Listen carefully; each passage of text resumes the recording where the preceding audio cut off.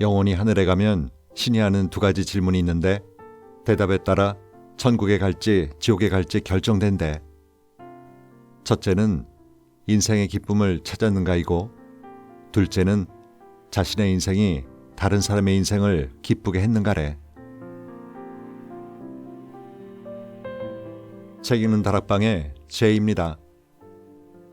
아무리 옳고 좋은 말이라고 해도 내 마음에 와닿지 않으면 의미가 없죠. 반대로 마음에 와닿는 한마디는 10사람의 조언보다 나을 수도 있습니다. 오늘 소개해드릴 책은 여러 책에서 발췌한 진주 같은 문장과 아포리즘, 영화나 드라마의 명대사, 인생 역전의 삶을 산 이들의 실화 등을 모아 엮은 12마음인데요. 290여 개의 짧은 글을 12개의 주제별로 나누어 구분해서 담았습니다. 인생이라는 긴 터널을 지나며 우리는 좌절과 절망의 순간을 여러 번 경험합니다.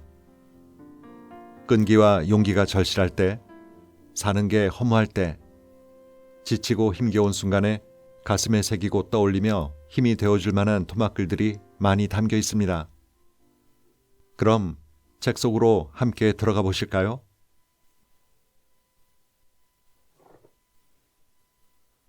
호박벌에 대해 아시나요?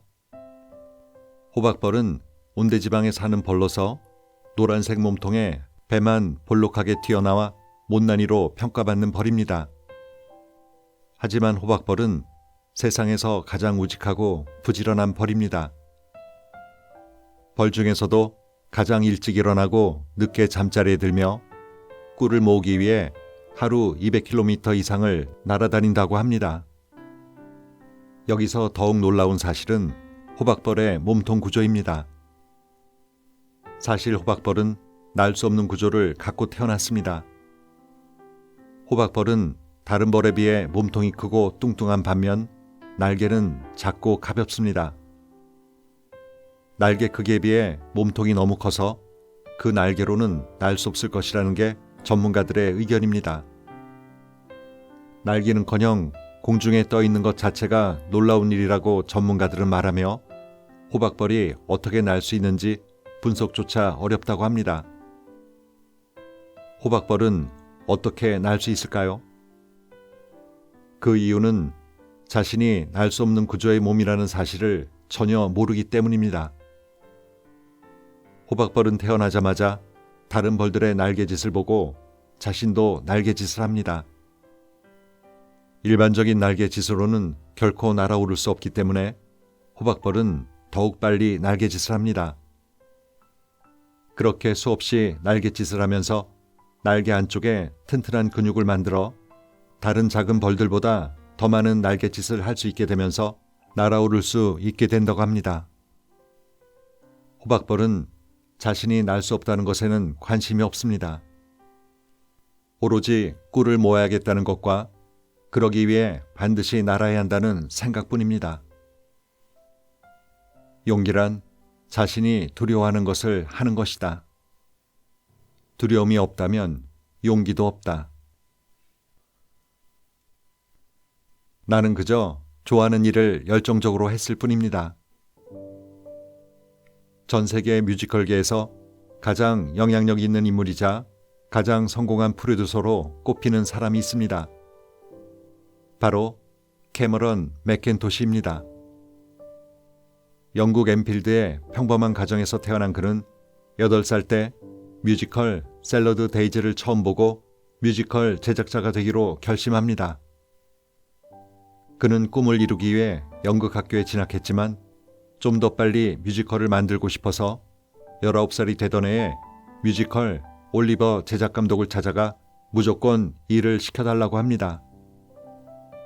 그렇게 뮤지컬계에 발을 들이게 된 그는 21살에 처음으로 작품 기획에 참여하고 23살에 애니싱 고주 리바이벌 공연을 제작하지만 참담한 실패를 맛보게 됩니다.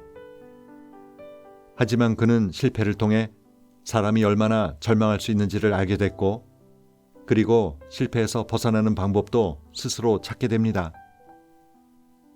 열심히 한다면 반드시 좋은 결과를 얻을 수 있을 것이다. 그는 언제나 모든 작품에 최선을 다했지만 흥행에 실패한 작품도 많았습니다. 어떤 작품들은 오랫동안 성공을 거두지 못하다가 10여 년이 지난 후에 리바이벌이 되어 성공한 작품도 있었습니다. 이런 일들로 인해 그는 항상 한 번 실패가 영원한 실패가 아니며 성공과 실패에 연연할 필요가 없음을 깨닫게 되었습니다. 그는 항상 말합니다. 성공에 대한 판단은 얼마나 열정적으로 그 일을 했는가이다. 이것이 내가 생각하는 성공의 기준이다. 이후 캐머런은 영화계까지 발을 넓혀 영화 레미제라블의 제작에 참여하며 자신의 꿈을 한 단계 더 높여갔습니다. 그는 영화 제작의 모든 부분에 관여하며 원작자들과 함께 시나리오를 완성하고 제작 과정을 살폈습니다. 자신이 좋아하는 일이기 때문에 그저 잘하고 싶었고 그래서 항상 열심히 했습니다. 영화 레미제라블이 세계적인 흥행을 이루면서 언론은 그에게 집중했고 많은 질문이 쏟아졌습니다. 그럴 때마다 그는 이렇게 말했습니다. 나는 특별한 사람이 아닙니다. 그저 내가 좋아하는 것을 열심히 했더니 대중들이 그것을 좋아해 준 것뿐이죠. 나는 그저 이 일을 굉장히 사랑하는 사람일 뿐입니다. 한 사람과 다른 사람의 차이는 단순한 능력 차이가 아니다. 열정의 차이다. 삶에서의 그 어떤 결정이라도 심지어 참으로 잘한 결정이거나 너무 잘못한 결정일지라도 정답이 될 수 있고 오답도 될 수 있다. 참이 될 수도 있고 거짓이 될 수도 있다. 그런데도 사람들은 정답을 찾아 끊임없이 헤매고 다니는 것이 습관이 되어버렸다. 정답이 없다는 것은 다시 말하면 모두가 정답이 될 수도 있고 모두가 어느 정도 오답의 가능성도 가지고 있다는 것이다. 지나온 사람을 돌이켜 후회한다는 것은 지난 삶의 선택이 잘못되었다고 정답이 아니었다고 분별하는 것이다. 그럴 필요는 없다. 지금 이 자리가 정확히 내 자리가 맞다. 결혼을 누구와 할까에 무슨 정답이 있을 것이며 대학은 어디를 갈까에 무슨 정답이 있겠고 어느 직장에 취직할까에 무슨 정답이 있을 수 있겠는가. 그때 그 사람과 결혼했더라면, 그때 그 대학에 입학했더라면, 그때 또 그때 한없이 삶의 오답을 찾아내려 하지 마라.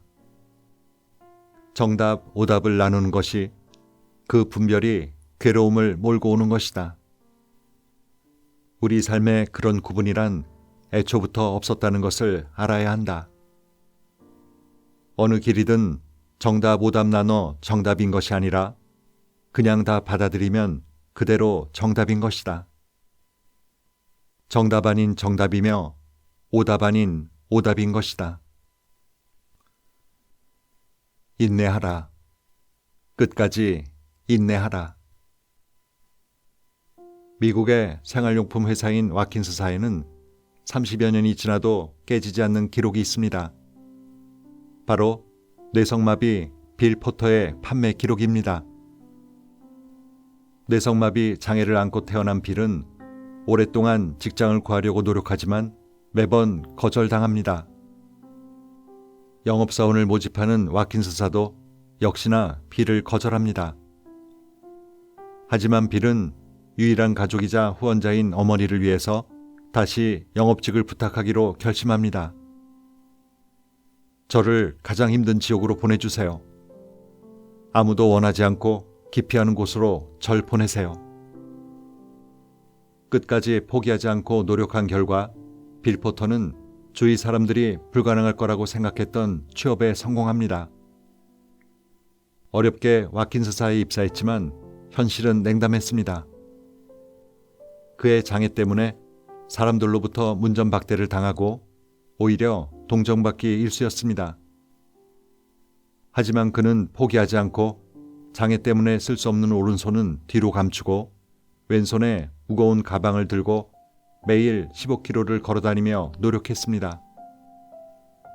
그에게는 화려한 인맥도 천재적인 두뇌도 남들이 부러워할 만한 재력도 없었습니다. 그가 가진 것은 단 하나, 바로 어머니가 자신에게 끊임없이 해줬던 이야기, 인내하라, 끝까지 인내하라라는 말이었습니다. 처음 고객들은 그의 방문을 귀찮아했습니다. 하지만 그는 한결같은 모습으로 고객들을 찾아가 꼼꼼하게 상품을 설명하고 약속을 지키는 모습을 보여줬습니다. 빌은 자신에게 냉담하게 대했던 고객들의 거절을 더 좋은 상품으로 다시 와달라는 신호로 여기고 새로운 상품이 나올 때마다 그들을 다시 찾아갔습니다. 그러던 어느 날 그는 또 한 번 큰 시련을 만나게 됩니다. 그의 유일한 보호자이자 하나뿐인 어머니가 치매에 걸리는 바람에 준비할 시간도 갖지 못한 채 홀로 서기를 해야 했습니다. 장애 때문에 손이 불편해 혼자서는 옷 입는 것조차 어려웠던 빌은 남들보다 일찍 일어나 집 근처 호텔 벨보이에게 와이셔츠 단추를 끼워달라고 부탁했고 구두 닦기에게는 구두끈을 묶어달라고 부탁하며 서서히 홀로 서는 방법을 만들어갔습니다. 하지만 그는 그것을 결코 부끄럽다고 생각하지 않았습니다. 오히려 자신이 결코 할 수 없을 거라 생각했던 일들을 스스로 해내면서 자신감을 가지게 되었습니다. 해가 갈수록 비를 반갑게 맞는 집이 많아지면서 그의 실적도 꾸준히 올라갔습니다. 그렇게 24년 동안 수백만 가구의 문을 두드린 끝에 그는 미국 서부 지역 최고의 판매형 자리에 올랐고 그가 세운 기록은 현재까지 깨지지 않고 있습니다. 느린 걸음이었지만 절대 멈추지 않았던 빌 포터는 항상 말합니다. 인내하고 또 인내하고 끝까지 인내하라. 마음의 병을 앓고 있는 사람들을 치료하던 정신과 의사 꾸빼는 행복의 참된 의미를 찾기 위해 여러 나라를 여행하면서 무엇이 사람들을 행복하게 하고 무엇이 불행하게 하는가를 정리해 보기로 합니다. 다른 환경의 나라, 다른 생각을 가진 사람들을 접하며 꾸빼는 행복에 대한 배움의 목록을 이렇게 정리합니다. 행복의 첫 번째 비밀은 자신을 다른 사람과 비교하지 않는 것이다. 행복은 때때로 뜻밖의 찾아온다. 많은 사람들은 자신의 행복이 오직 미래에만 있다고 생각한다. 많은 사람들은 더 큰 부자가 되고 더 중요한 사람이 되는 것이 행복이라고 생각한다. 행복은 알려지지 않은 아름다운 산속을 걷는 것이다. 행복을 목표로 여기는 것은 잘못된 생각이다. 행복은 좋아하는 사람과 함께 있는 것이다. 불행은 사랑하는 사람과 헤어지는 것이다. 행복은 자기 가족에게 아무것도 부족한 것이 없음을 아는 것이다. 행복은 자신이 좋아하는 일을 하는 것이다. 행복은 집과 채소밭을 갖는 것이다. 좋지 않은 사람에 의해 통치되는 나라에서는 행복한 삶을 살기가 더욱 어렵다. 행복은 자신이 다른 사람들에게 쓸모가 있다고 느끼는 것이다. 행복이란 있는 그대로의 모습으로 사랑받는 것이다. 행복은 살아있음을 느끼는 것이다. 행복은 살아있음을 축하하는 파티를 여는 것이다. 행복은 사랑하는 사람의 행복을 생각하는 것이다. 태양과 바다, 이것은 모든 사람들에게 행복을 가져다 준다. 행복은 다른 사람의 의견을 너무 중요하게 생각하지 않는 것이다.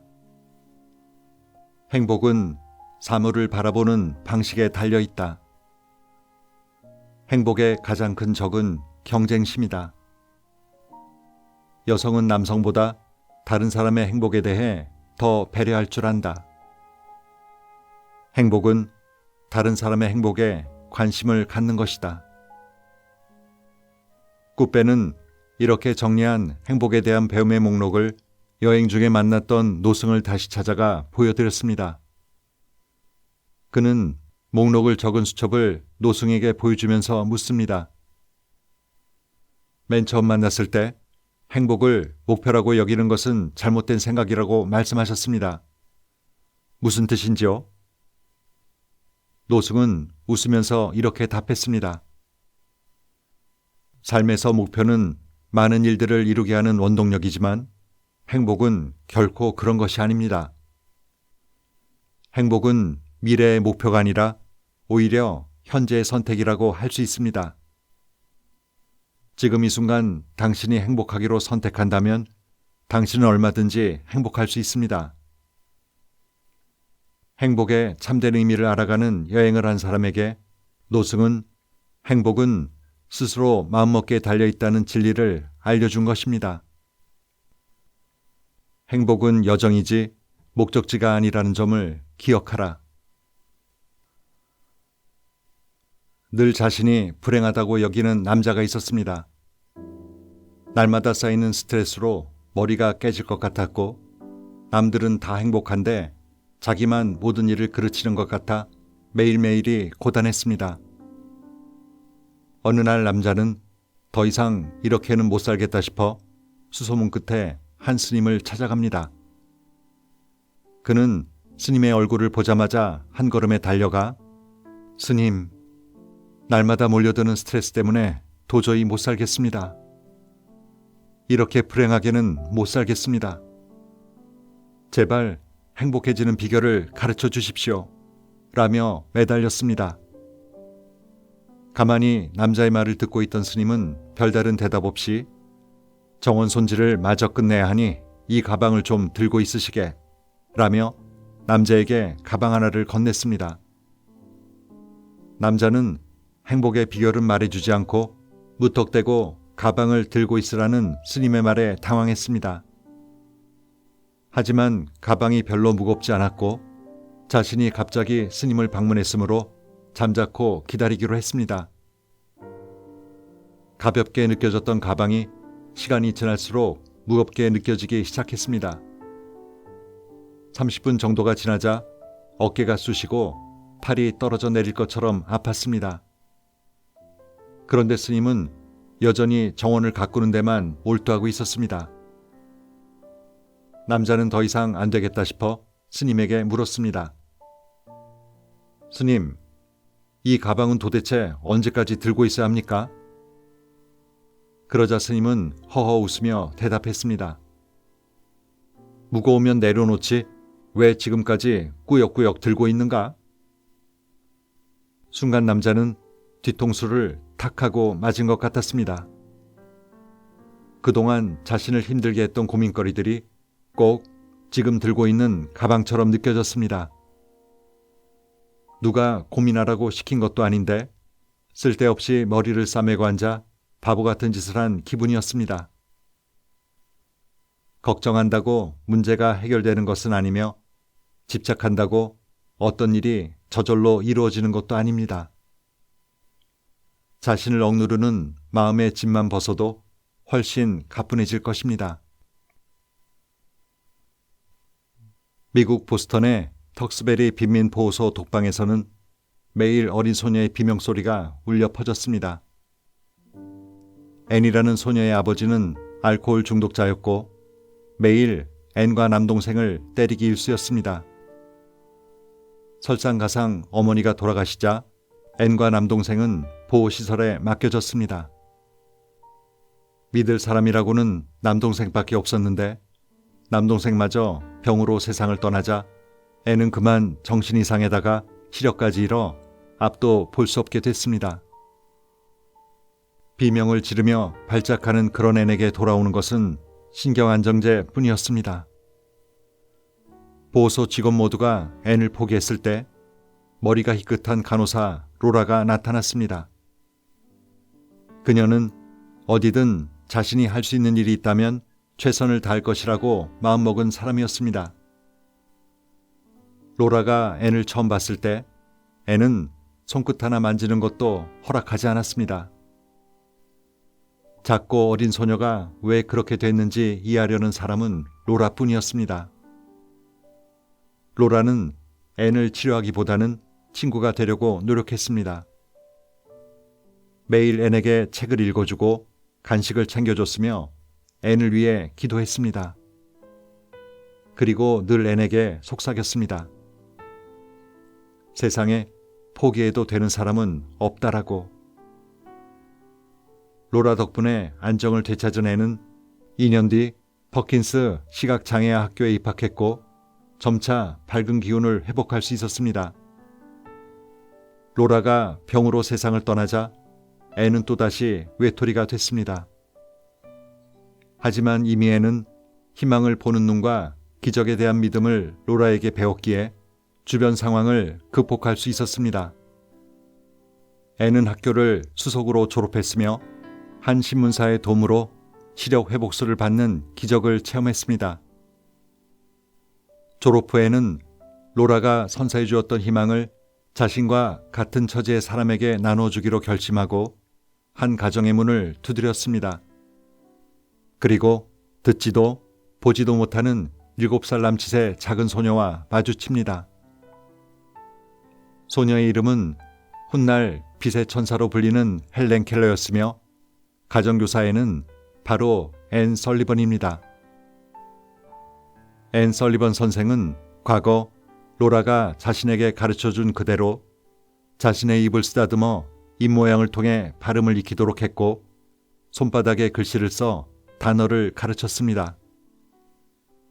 그렇게 앤은 헬렌 켈러가 대학을 졸업할 때까지는 물론 생을 마감할 때까지 늘 옆에서 그녀의 눈과 귀가 되어줬습니다.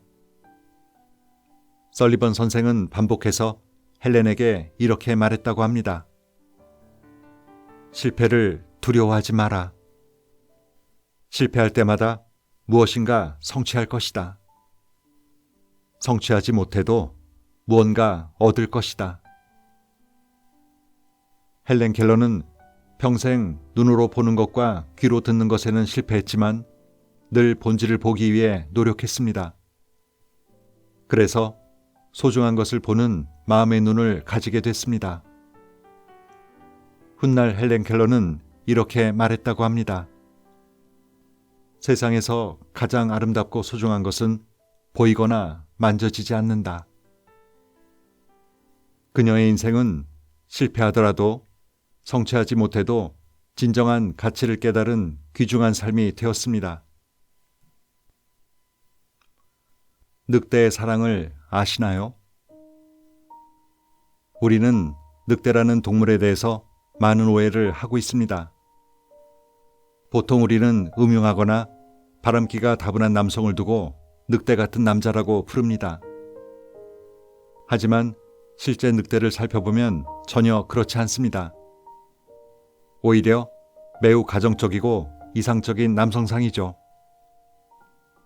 늑대는 평생 한 마리의 암컷만을 사랑하고 암컷과 새끼를 위해서 목숨까지 바쳐 싸우는 유일한 포유류입니다.